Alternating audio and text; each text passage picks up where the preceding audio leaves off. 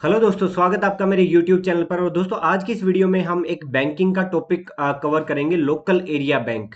ये एक दो बार इंटरव्यू में पूछा गया था, रिटर्न में भी इस पे क्वेश्चन आए हुए हैं और इसको बैंकिंग टॉपिक्स प्लेलिस्ट के अंडर में कवर किया जा रहा है। और रिटर्न GDPI तीनों के लिए इंपॉर्टेंट है, चाहे आप पीओ की तैयारी कर रहे हो या क्लैरिकल के लिए। टॉपिक क्या क्या कवर होंगे, लोकल एरिया बैंक क्या होता है, फंक्शन क्या है, फीचर्स क्या है और एग्जिस्टिंग लोकल एरिया बैंक कौन कौन से हैं। तो चलिए वीडियो के साथ शुरू करते हैं। देखिए, लोकल एरिया बैंक की कॉन्सेप्ट 1996 में लेके आए थे। गवर्नमेंट ऑफ इंडिया ने डिसाइड किया था कि लोकल एरिया बैंक सेटअप किए जाएं। क्यों? To the purpose was to set up new private local bank with jurisdiction over 2 to 3 contiguous district. मतलब समझ में आ गया क्यों किया जा रहा है ये। लोकल एरिया को डेवलप करने के लिए किया गया था, ताकि 2 से 3 डिस्ट्रिक्ट के ऊपर उसकी कमांड हो और उस एरिया में वो सर्व करे। ये इसका ऑब्जेक्टिव में भी क्लियर हो जाएगी।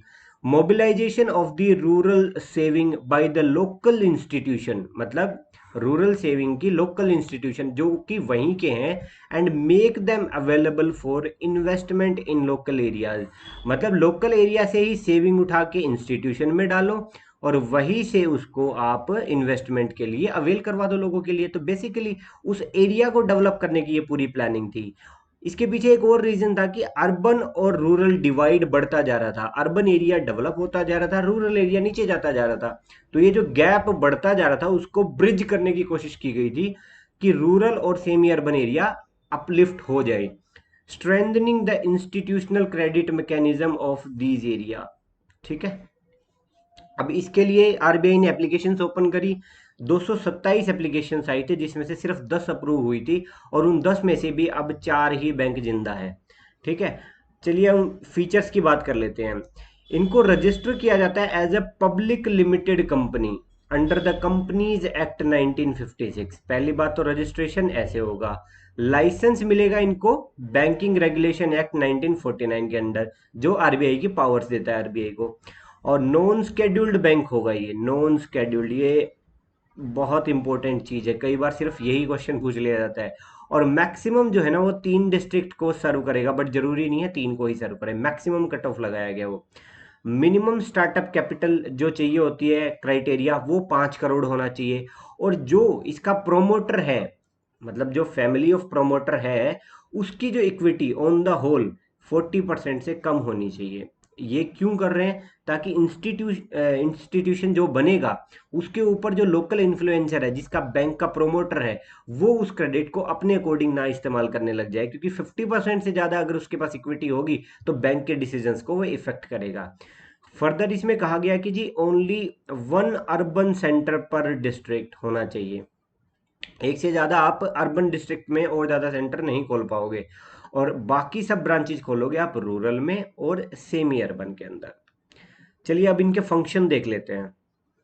देखिए, सारे के सारे बैंकिंग के जो नॉर्मल फंक्शन है वो तो करेंगे ही करेंगे ये, बट जो मेजॉरिटी जो इसके एफर्ट होंगे, मेजॉरिटी जो इसकी डायरेक्शन होगी, वो होगी finance, agricultural and allied activities. मतलब कि उसके साथ जो जुड़ी हुई एक्टिविटी हैं उनको सपोर्ट करने में इसके मेजर एफर्ट्स लगेंगे। उसके बाद अलाइड एक्टिविटी जैसे स्मॉल स्केल इंडस्ट्री हो सकती है, एग्रो इंडस्ट्री हो सकती है, ट्रेडिंग एक्टिविटी हो सकती है, non farming activity but rural activity हो सकती है। और ये प्रायोरिटी सेक्टरल लेंडिंग की नॉर्म्स को भी फॉलो करेंगे। और ओवर द टाइम आरबीआई जो जो इनको गाइडलाइन देगा, क्योंकि ये अलग से बैंक हैं, तो वो इनको फॉलो करनी पड़ेंगी। ठीक है। एग्जिस्टिंग में अभी सिर्फ 4 बैंक ही हैं ये। पहला coastal local area bank limited. ठीक है। ये 27 दिसंबर 1999 में बना था। इसका हेड ऑफिस था विजयवाड़ा में और आंध्र प्रदेश में, मतलब जो स्टेट है इसका। और 3 कॉन्टिग्यूअस डिस्ट्रिक्ट जो है वो है कृष्णा, गुंटूर और वेस्ट गोदावरी। ये 3 डिस्ट्रिक्ट को ये कवर करेगा। सेकंड है capital local area bank limited. 14 जनवरी 2000 में ये बना था।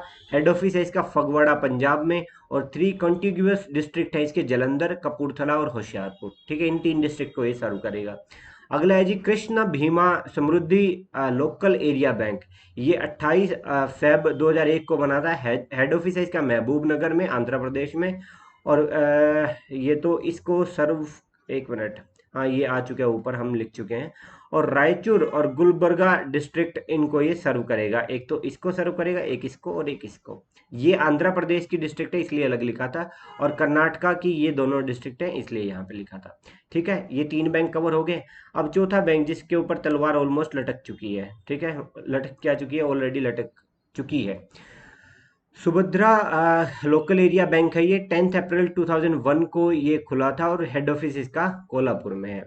बट आरबीआई ने इसका लाइसेंस रिसेंटली ही कैंसिल किया है। ये देखिए, ये डेट रही यहाँ पे। द हिंदू बिजनेस लाइन का ये आर्टिकल था जिसमें है कि RBI cancels Kolhapur based Subhadra local area bank's licence. इस आर्टिकल को डिटेल में पढ़ोगे तो रीजंस भी समझ में आ जाएंगे। तो ये नो मोर एग्जिस्ट्स। ठीक है। अब बाकी जो प्लेलिस्ट आपने चैनल पे पड़ी हुई है, कंप्लीट बैंकिंग कोर्स अगर देख रहे हो तो ये अलग एक प्लेलिस्ट बना रखी है जिसमें सीक्वेंस वाइज सारे के सारे टॉपिक किए जाएंगे, और बैंकिंग टॉपिक्स यहाँ पे छोटे छोटे टॉपिक्स को कवर किया जाएगा। 2 मिनट, 5 मिनट, 10 मिनट, जितने में भी उस टॉपिक को कवर किया जा सकता है उसको कवर किया जाएगा। इंटरव्यू की अलग से प्लेलिस्ट है, करंट